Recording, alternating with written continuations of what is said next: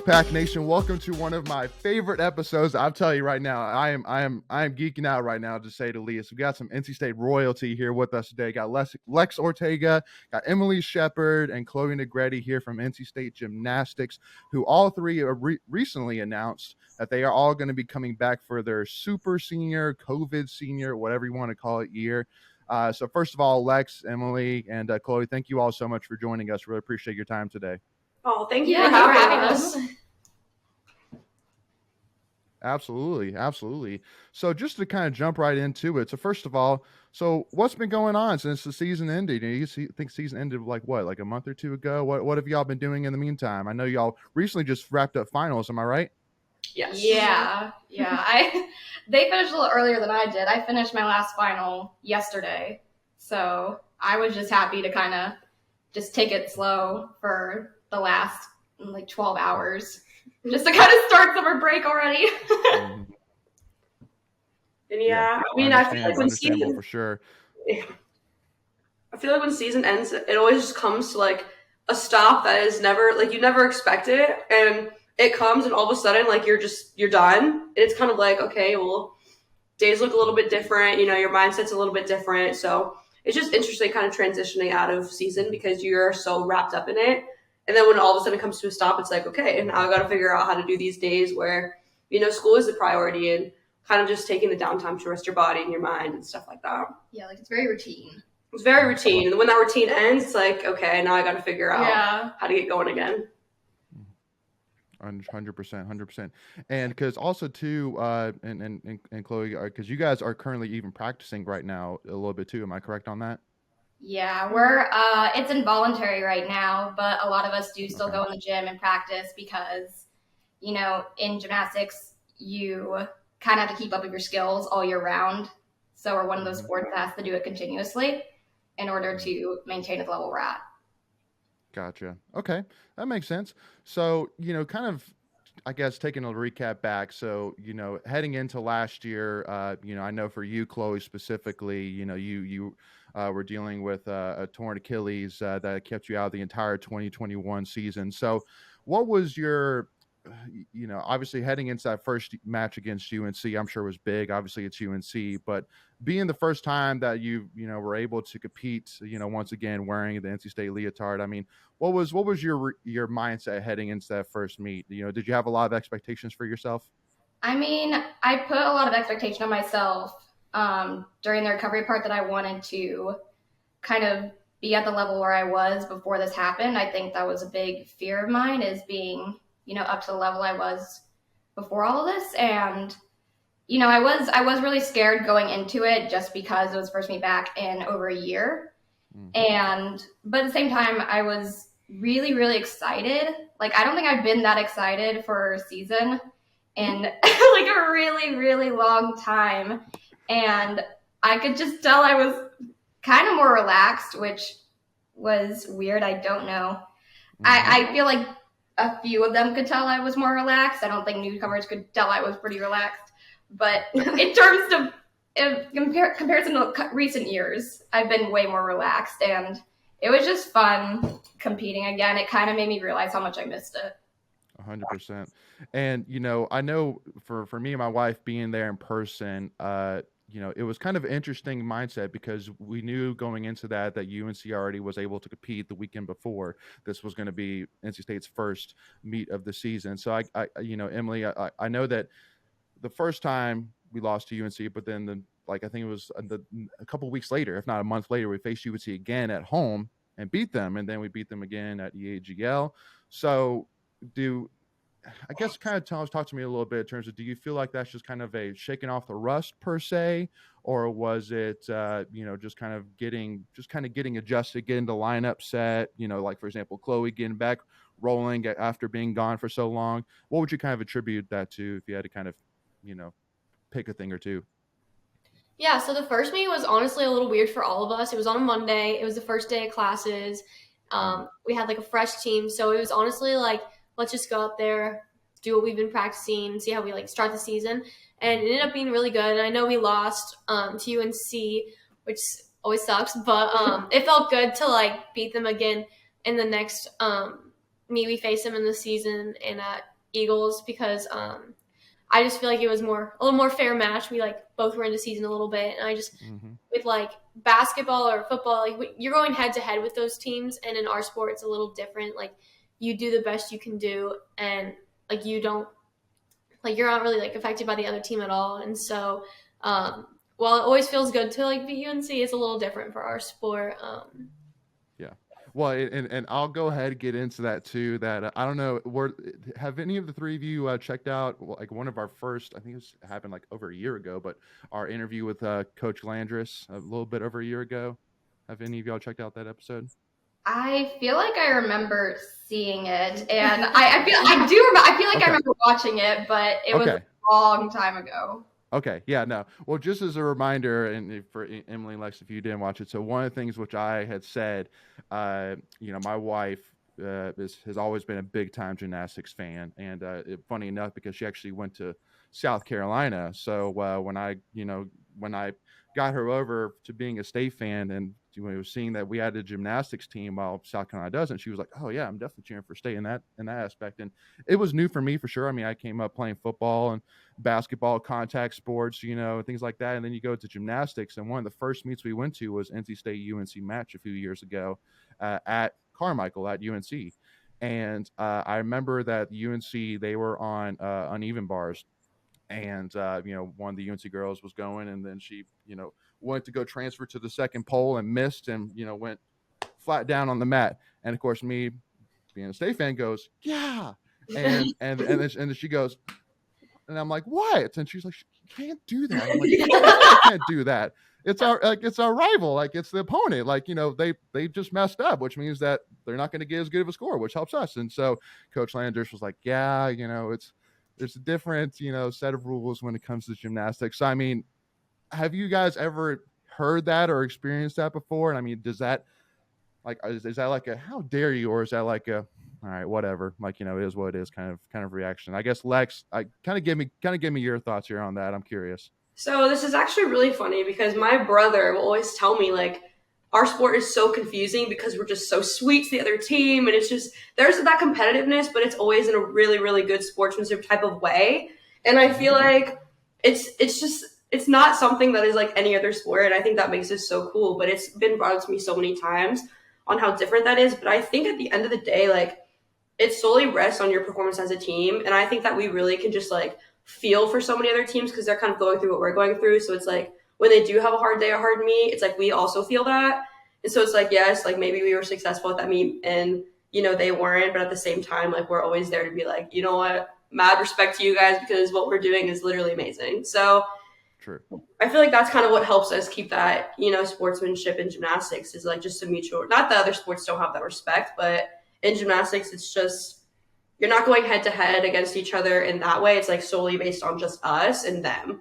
So I don't know if that makes sense, but yeah, no, it makes sense now, especially for me, but it's definitely different, especially when you're going against UNC. It's like, like for example, I mean, in basketball, like, if a state guy dunks on a UNC guy and the UNC guy is on his back and the state guy's on top and all that jazz, it's like, yeah, that's what's up, let's go.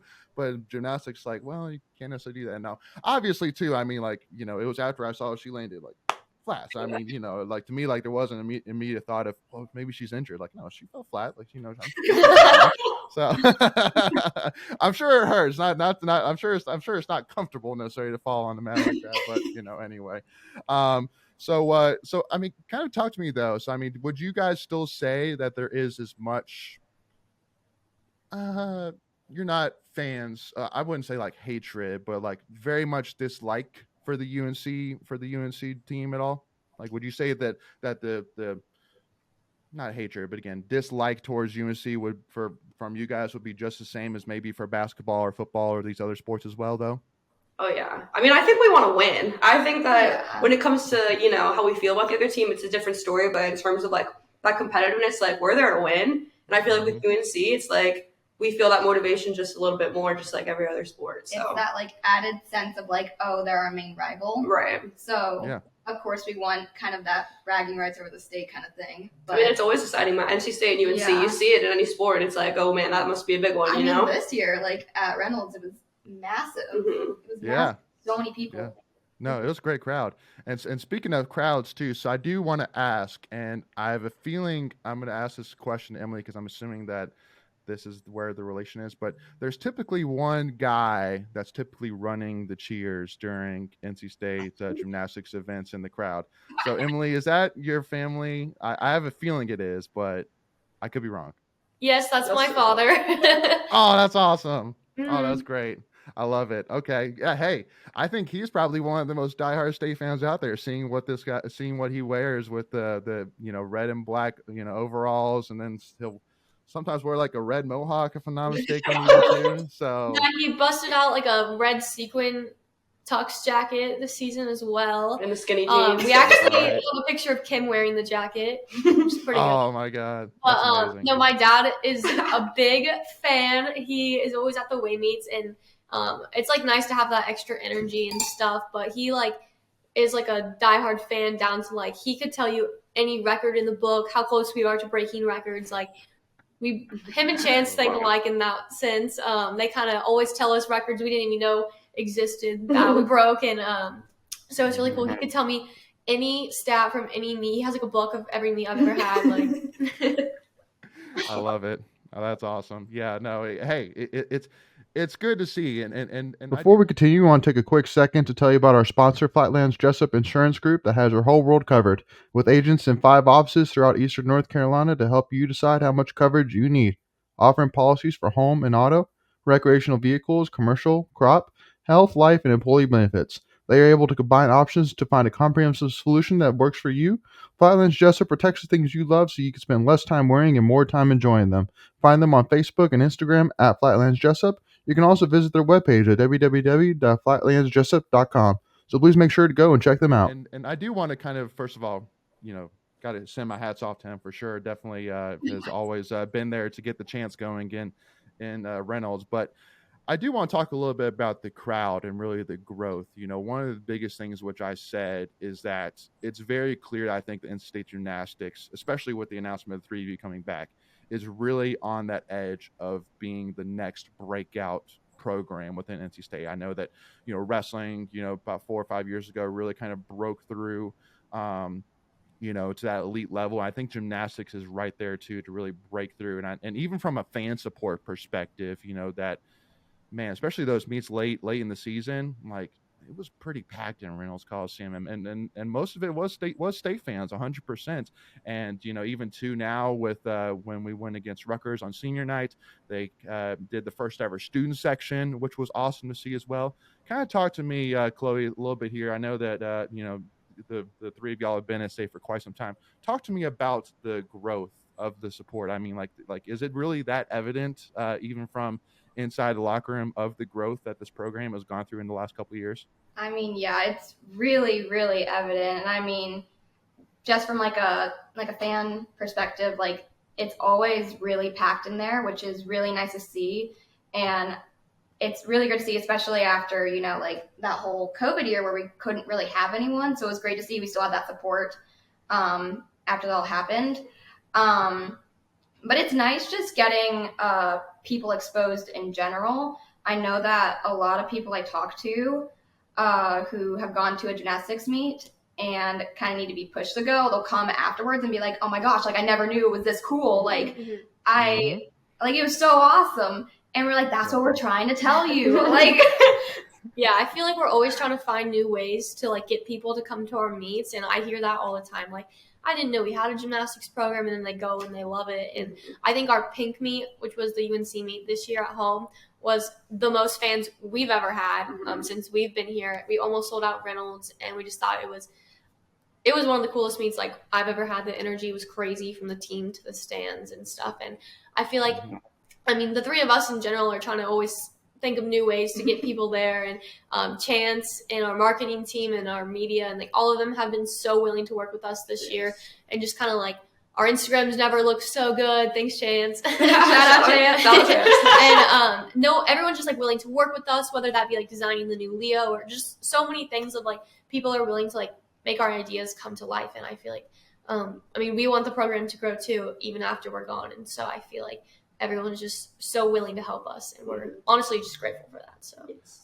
So talk to me about the leotards a little bit, which again is the uniform or the, whatever other term, but I know for gymnastics leotards. So how many, so is there usually like one new one that comes out per year? Like what's the typical, and then the follow-up question to that is, do you guys get input into what you want to see in the next leotard, or is that mainly the coaching, or like how's that typically work? Yeah, so we like always get one Leo a year, and you kind of debut it on senior night, I guess. And that's kind of just been like, I think it's just Kim's tradition since we've got here. And in the past, like Kim will give us like the brand we get is like GK, and so she'll give us like a catalog or like let us flip through it and pick Leos and favorites and stuff. And I feel like that was like the most input we got until this past year when Kim let us design the Leo and kind of work with someone. And so I like was in the locker room like drawing up Leos, and we were all just kind of like messing around with it. And we got like a sample Leo like twice, and we were like, hey, maybe fix this. And I remember she asked us after we got the sample Leo, like for all our critiques and kind of what we thought, and I sent her this email with just sections in the email. I'm like, okay, front of Leo, corrections. And I remember like just when she goes to hearing it, and she's like trying to understand it too. So it was very special for her to let us kind of collaborate on it this year. Yeah, it was great to have a lot more creative control over it, and she knows kind of see our ideas come to life. Kim knows that we just always have something, always have something for her. I love it. Yeah, and the reason why I'm thinking about, because like I'm going to ask this question, and it's going to be like, well, that was kind of random as bet. I know with football, being a former football equipment manager, that Doran, our head football coach, has always been very superstitious about wearing all red, just because we lost so many games to start off with it. So he's like, yeah, we're not going to wear all red ever again. So so tell me, in terms of gymnastics, is there a lot of superstition that comes with it, even too, like wearing the same, like where you like wearing certain leotards, or like certain routines or certain handshakes, like is there a lot of superstition that comes in the gymnastics world? I like to call them traditions rather than superstition. But okay. Yes, it varies for people, but in a short answer, yeah. Yeah, I feel like we all have our little things here and there, but as season goes on, they might heighten a little bit. They build up a little bit. Because it's like, well, I did good at this meet, or this at this meet, or I felt this way. And so you just like, kind of like Chloe said, you do what makes you feel good. Right. So sometimes it's just like, I'm not going to have to worry about this if I just do it. And I feel like it's honestly just some stupid little things more than like what we wear, because like Kim just tells us what Leo we wear and we wear it. So, or if she asked us if we want to wear a certain Leo for certain meets. But I feel like, yeah. we definitely have some. I mean, it varies from person to person. It takes a lot too. And I would say this year we did it a lot, but we would think to ourselves like, this literally does not matter, Lex. Like, you do not need to eat this sandwich exactly how you got it last meet. Apply lip gloss before. Apply the lip gloss to certain, like, you don't need to do it. My favorite tradition though, or we'll call them traditions, is to put Chloe's bows in. Every single meet she goes, can you put these in my hair? I can't do it. And she's been doing it since freshman year. So, again, kind of tradition. You can't mess it up. Yeah. Well, and Chloe, too, I got to be honest with you, too, here. This is, I will say that Rutgers, after the meet, when we did the post-match interview with you, post-meet interview with you, I gotta say that I was honestly shocked by how nice you were, just because of the fact that during the meets you seemed like locked in, like don't screw with me, like exactly. Yeah, no, again, not saying that like I didn't think you were nice, but I was just like, man, like that girl is like serious, like don't talk to me, like don't touch me, like I am locked in right now. Like, is that just? I mean, she's like, I don't mean to. I generally think I'm pretty nice. Very nice. Yeah. I just have a really bad like resting face, and it really comes off in pictures and videos. So at practice, we'll be like, Chloe will have to go back and repeat like a finish or salute if she didn't smile or put her head back. We'll be like, smile, Chloe, throw your head back, more. This has been a thing since freshman year, and I've gotten better at it. But no worries. Yeah. Hey, again. Hey, listen. Hey, at the end of the day, whatever you're doing is working. So keep it I guess it's not even like I'm really focusing on anything. It's just my mind kind of goes blank, and whatever happens, like, sorry in advance. I think something like fun about that is like we've learned that Chloe's just gonna be that way. Even though if we try to get her to smile, like she's not really gonna change. But I think it's cool because I feel like Beam and Floor, like the events where your personality comes out a little bit more. And so like I'll go and I'll be all smiley and Lex will be all sassy and like Chloe's serious. So I think it's fun that you can see like our different personalities and vibes, especially in Floor teams. It's kind of like we have like our own like niche now. Like it's just our thing, and I think, you know, the fans have grabbed onto it. Like the rest of the team has grabbed onto it. Like announcers have grabbed on. Everyone's grabbed onto it, and it's just kind of become like our thing. And you know, I'm honestly okay with that. I'm okay with being the super serious, focused one. And I feel like we've all come into our own as well. So now it's just kind of we're actually letting that show. And it's very much a reflection of who we are and how we perform and stuff. So. I love it. Yeah, no. Hey, listen, it's fun to watch, and obviously it's kind of funny too that, you know, I feel like that the more meets you go to, the more you kind of see like, yeah, the different, you know, personalities, you know, the different, you know, routines or traditions, as you like to say it, even there too. But the one thing which I always love, and I've noticed it the more I've watched it, but you know, obviously in gymnastics you don't have like penalties in terms of like, you know, that, you know, in football that you throw a flag, or hockey you raise an arm, but I tell you, like the more I've watched Coach Landris, like she's definitely one that if she doesn't agree with the score, she'll make it perfectly clear for sure. And I mean, does that, like, I can't remember which meet it was, but there was one where I think with Emily that they didn't give you a high enough skill score to start off or whatever that may be, and then like she actually like called for the iPad over. She's like, bring me the iPad. She went over to the official, whatever, and was like taking it through. And again, I couldn't read lips, but it was very clear she was not happy. So I mean, whenever you see that, does that kind of fire you up, or is it just more of like, you know, that's awesome, but like what's kind of going through your head whenever you see Coach Lane just, you know, have one of those moments?